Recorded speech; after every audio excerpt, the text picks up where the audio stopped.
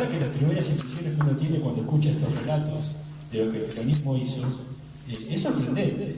Es sorprendente cómo en tan poco tiempo pueden realizarse una cantidad de transformaciones que son realmente extraordinarias. Siempre recuerdo la anécdota de Perón cuando lo iban a ver allá por España, y Perón siempre tenía una broma, ¿no?, al periodista le decía: ¿usted cuánto tarda en nombrar del 1 al 75.000? ¿Cuánto tardaría? Desde 1, 2, 3. Esto se quedaba pensando. Y mientras pensaba, Perón le decía: 75.000 obras públicas fue lo que hicimos en el primer plan quinquenal.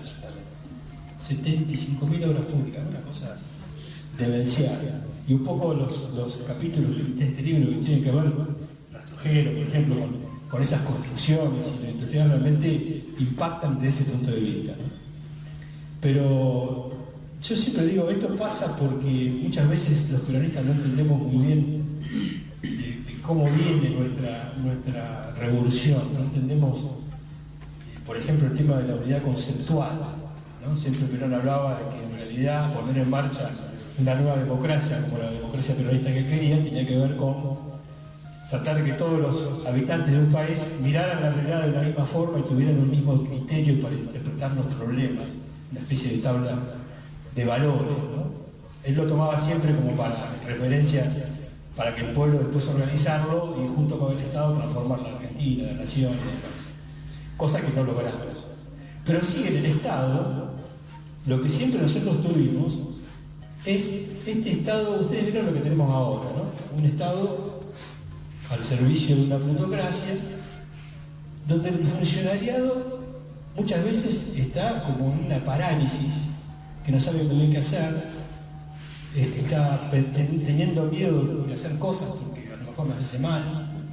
Y yo lo planteo como siempre para entender esto, comparándolo con lo que nos tocó con Néstor y Cristina. El gobierno peronista es un gobierno de funcionarios que tienen una unidad conceptual que les permite tener criterio propio, iniciativa. Por eso los gobiernos de Néstor y Cristina, por ejemplo, fueron también otro vendaval de transformaciones extraordinarias.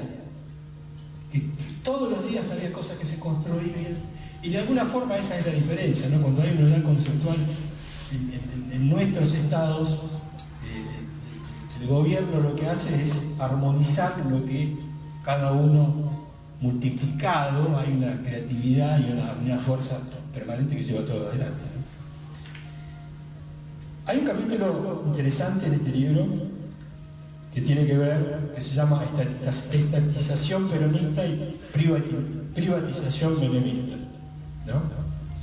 Que a mí me llama la atención porque son dos caras de lo mismo. Uno podría pensar, bueno, pero ¿cómo puede ser que haya existido en nombre de Perón, ¿no?, la etapa menemista? ¿Cómo es posible esto?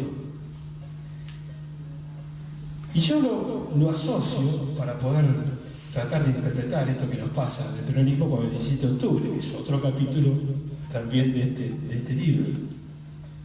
Porque tratar de interpretar el peronismo como una revolución inconclusa, que es lo que probablemente siempre hacemos, tenemos que tratar de interpretar qué fue lo que nos pasó. ¿Por qué el peronismo, pese a estos años extraordinarios de los primeros dos gobiernos de Perón, tuvo que retirarse en el año 55? ¿Por qué tuvimos cosas como Menem, por ejemplo? Y en realidad para mí el tema es que el peronismo recién empieza a entenderse hoy. O sea, hoy estamos hablando de nuevas formas de democracia, estamos ante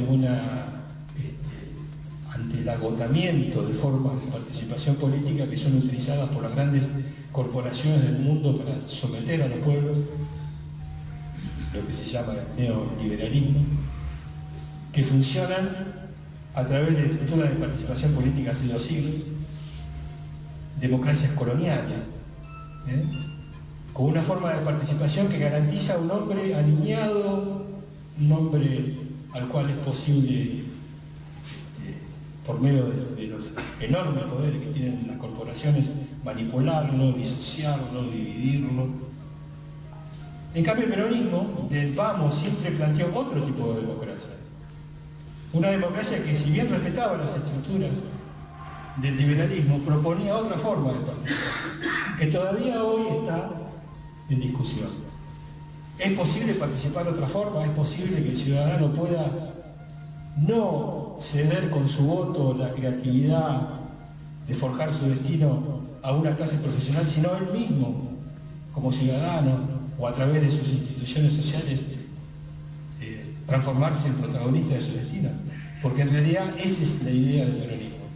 Una autodeterminación política o una democracia popular que deje de lado la idea de que la política es un tema de profesionales, deseos, de partidos, y demostrar que en realidad las nuevas democracias, las que deberían venir, tienen que ver con organizar la capacidad creativa de cada uno de los ciudadanos, de cada uno de las organizaciones, que junto con el Estado puedan encontrar una forma de construir una nueva nación.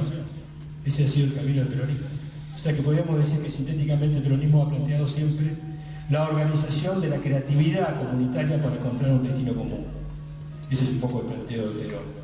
Por eso toda la preocupación de Perón es ordenar conceptualmente a su comunidad para que pueda crear un destino común, que no es una cosa sencilla. Ahora, todo esto tiene que dar cuenta de que en realidad estos conceptos estratégicos del peronismo no fueron entendidos por sus dirigentes. Esta es una de las razones de los problemas del peronismo. El 17 de octubre fue el nacimiento del peronismo, como bien relata el libro, que fue sostenido prácticamente por los trabajadores argentinos que encontraron un vínculo con Perón de amistad y que transformaron el poder. Pero en realidad el peronismo, dice Perón que la revolución peronista es una revolución que se hizo no como se hacen todas las revoluciones desde el llano, sino desde el gobierno. Fue un accidente en la historia que él aprovechó, que le permitió a él tener el poder y hacer un gobierno extraordinario, como relata este escrito, pero que no tuvo nunca el acompañamiento de dirigencias que hayan entendido el sentido estratégico del pensamiento peronista y que lo acompañaran a Perón a construir las nuevas instituciones.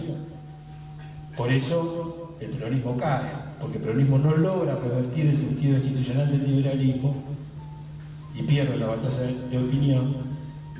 Y todavía hoy eso está, por eso es posible, después de la muerte de Perón, el peronismo tiene una involución que lo transforma de un gran movimiento político, nacional, revolucionario, que plantea una forma de participación distinta, novedosa, a un partido más liberal, se acomoda a la partidocracia liberal y empieza a caminar por la senda de un partido, una democracia socialdemócrata, podríamos decir keynesiano, con buenas intenciones, por cierto, pero que no logra revertir esa prisión que tiene la participación del liberalismo, y que creo que hoy todavía nos somete, ¿no? Yo creo que los gobiernos de Néstor y Cristina han demostrado que cuando un gobierno sigue los ejemplos de los gobiernos que este libro relata, es un gobierno de liberación, sin duda. Las transformaciones de Néstor y Cristina tienen mucho que ver con estas transformaciones que vimos en los gobiernos de Perón. Sin embargo, lo mismo que con Perón, tampoco, porque justamente no pudimos romper, digamos, la institucionalidad liberal y construir un poder popular que sostuviera lo que queríamos hacer, hoy tenemos esta desgracia, este retroceso que nos ha dejado en manos de esto que yo ni me atrevo a calificar ya, no sé, como payasada que estamos viviendo, que no se puede, a veces hay días que uno no lo puede creer, ¿no?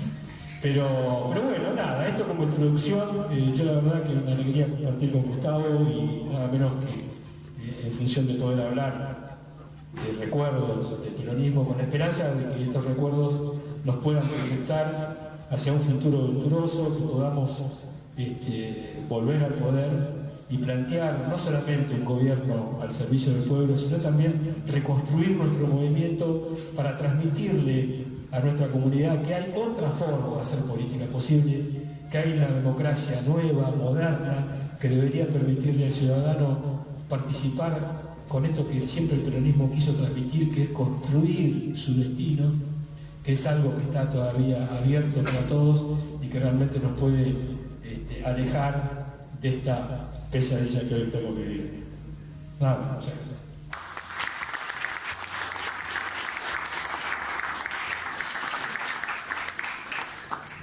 Bueno, como siempre decimos, antes que buenas noches o buenas tardes, muchas gracias por la espera, por la invitación, por la presencia de ustedes, y viniendo nosotros de los medios de comunicación, gracias tiene que anteceder a todo lo demás, porque si están ustedes acá, parece que hay una especie de voto de confianza que nuestra palabra puede sumar cierto valor agregado para rediscutir discusiones viejas o poner patas para arriba algunas discusiones del presente. Así que viniendo de los medios de comunicación, eso se agradece muchísimo.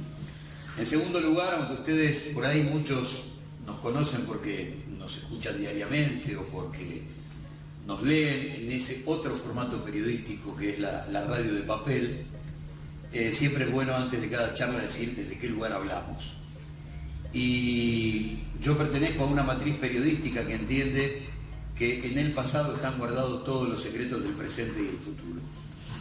Que en un país tan joven, de apenas 208 años y monedas, con todas sus batallas inconclusas, todas, ninguna terminó, metemos la mano en el pasado, metemos la mano en el archivo y encontramos el kilómetro cero de los títulos de los diarios de mañana. Entonces, como los títulos de los diarios de mañana son el último fotograma de una película muy larga, nuestro trabajo es contar toda la película, para tratar de terminar de entender qué nos pasa en el presente.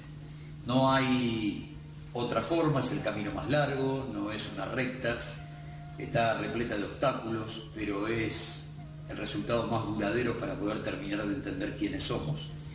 Sobre todo porque lo mejor que hizo la derecha en todas sus estaciones políticas en la República Argentina, unitarios, conservadores, gorilas, liberales, neoliberales, lo mejor que han hecho es deshistoriar, que es arrancarle páginas al libro de historia. Y lo que logran de esa manera es desclasar a millones de seres humanos, que no saben de dónde vienen, que no se pueden reconocer en sus tradiciones políticas, en sus tradiciones sindicales, culturales, sociales, que no se pueden reconocer en la foto del abuelo en la fábrica, en la foto del viejo en el taller, y si más o menos les fue bien en la vida y con ese absurdo carácter aspiracional de cierta clase media en la República Argentina, ni siquiera se reconocen ellos mismos cuando se miran al espejo y hace un rato largo que no vienen por el barrio.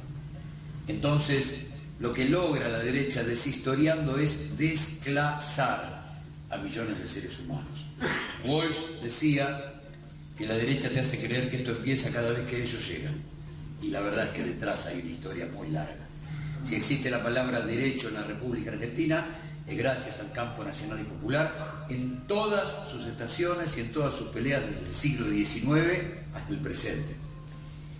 Y también hay un largo listado de muertos, de desaparecidos, de presos políticos, de exiliados, de torturados, de robos de bebé, de prueba de la muerte.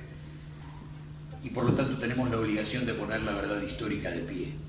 Esa es, me parece, la misión más importante que tiene el periodismo en el presente cuando hace reconstrucción histórica, que es por ahí lo más parecido a lo que hicieron los padres del revisionismo histórico, que lo que produjeron fue una nueva discusión, ensanchar los límites del debate, llenar la historia mitrista de pueblo y de caudillos federales, y a partir de 4 o 5 tipos, Hernández Arrey, Colorado Ramos, Ferrosa, Eduardo Luis Dualde, Ortega Peña, empezar a hablar desde otro lugar, y eso generó esencialmente la generación militante de finales de los 60, principios de los 70, que sin duda no es ni mejor ni peor que ninguna, pero tiene esa enorme particularidad, sumada a que es hija de la resistencia peronista. La Argentina se refunda a partir del peronismo por un dato sustancial, que es la industria nacional.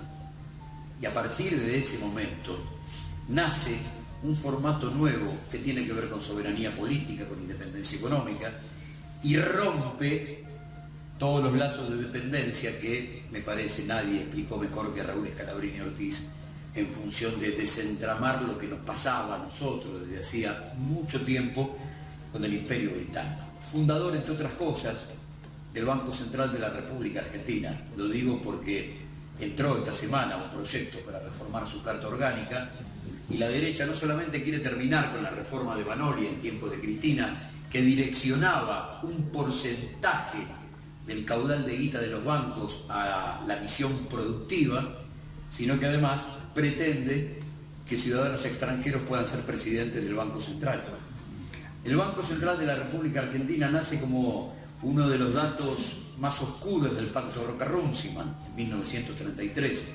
¿Y por qué lo fundan los ingleses? Porque sobre la base de tener un banco autónomo, liberado de las decisiones del gobierno de turno, van a generar un banco que opere para la dependencia.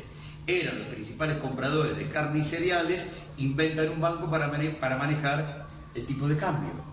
Muy simple. Por eso es que se combate y tanto la nacionalización después de la independencia económica de finales de los 40, se combate tanto la nacionalización del Banco Central de la República Argentina en tiempos de Cámpora Helvar y Perón Helvar, y también en tiempos de Néstor y de Cristina.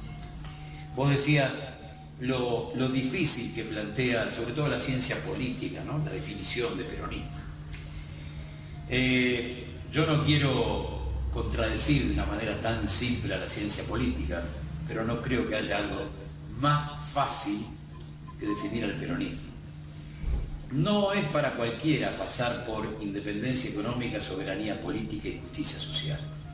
Esas tres preguntas, esas tres interpelaciones, cuando se agudizan las contradicciones y el campo nacional y popular te interpela y te dice: ¿y vos dónde estás?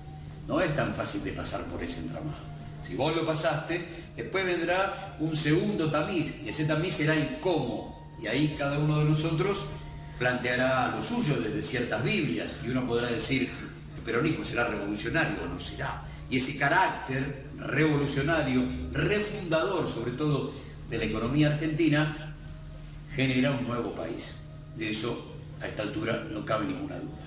Ahora, los movimientos políticos en la Argentina no son generación espontánea, no nacen de un repollo. Tanto el irigoyenismo como el primer peronismo rescatan las mejores tradiciones políticas del siglo XIX en la República Argentina. Entonces, hay que mirar ahí primero para poder entender por qué el irigoyenismo y el primer peronismo tienen un dato identitario en su ADN que los hace casi de la misma familia. De hecho, lo son. A esta altura no cabe ninguna duda, y es su carácter antiimperialista. Aunque hoy todavía haya algunos radicales amnésicos, también, ¿por qué no? Algunos peronistas amnésicos con ese dato, porque tenemos mucho compañero que va a golpear la puerta de la embajada el 4 de julio para sumarse a ciertos festejos. Siempre hay que recordar algunos hechos que a veces, cuando discutimos en la cola de la verdulería, en la mesa familiar, o con aquellos ex compañeros de secundaria que ya no nos invitan tanto a algunas reuniones, pasa por acá también eso. Hay que utilizar algunos símbolos porque terminan de explicar por ahí en 15 o 20 segundos cosas que nos llevarían un libro. En 1920 una fragata argentina que se llamaba 9 de julio está en los Estados Unidos y tiene que ir desde Nueva York hasta el puerto de Santo Domingo. Cuando llega a Santo Domingo, claro, se encuentra con la bandera de Estados Unidos, que una vez más había tomado esa tierra, como lo hizo cerca de 12 o 13 veces a lo largo del siglo XIX y el siglo XX. Entonces el capitán del buque, por telégrafo, le pregunta a Irigoyen en la Casa de Gobierno qué hace, porque está la bandera de Estados Unidos, ¿saluda o no saluda? Y la respuesta desde Buenos Aires es no. A los 10 minutos un nuevo telegrama: 5 mujeres con una bandera dominicana en el muelle. ¿Qué hacemos? 21 cañonazos.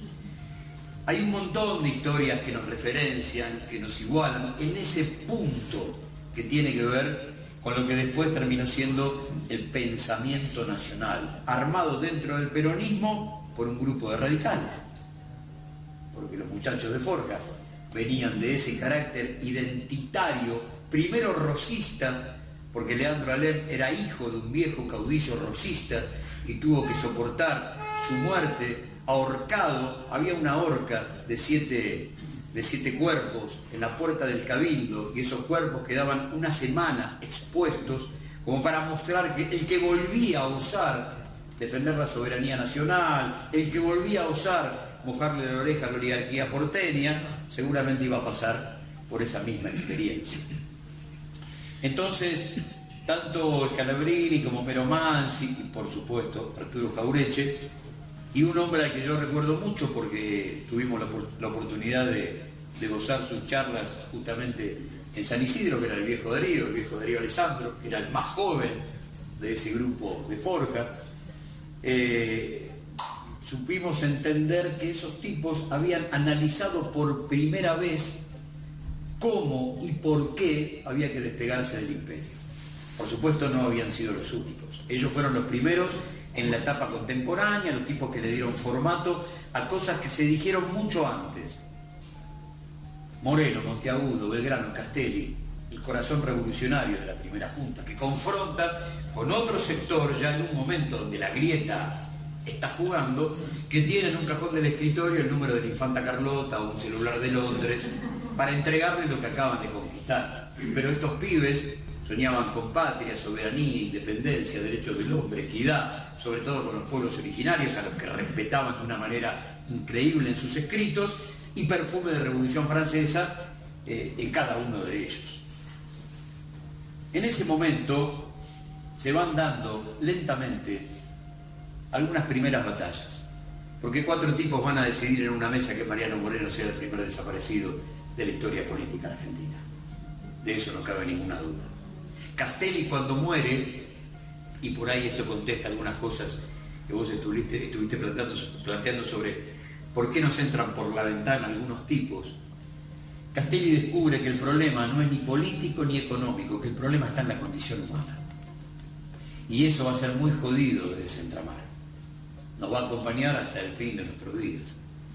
Sí, Castelli va a plantear, bueno, ojo, atentos y vigilantes, como se dijo mucho después. Castelli, cuando muere, ya tuvo que llorar la muerte o la desaparición de Moreno. Castelli, cuando muere, la revolución no tiene 2 años, o tiene 2 años y monedas, ya no puede hablar por su cáncer de lengua, y vio tanta mugre en la interna de la primera junta, no en el enemigo, vio tanta mugre en la interna que dirá antes de morir: si ves al futuro, dile que no venga, porque no tiene sentido. Porque él ya descubrió que el problema son honestos, deshonestos, leales, traidores, buenos, malos. El problema está ahí, y con eso vamos a tener que seguir lidiando, y no hay con qué darle.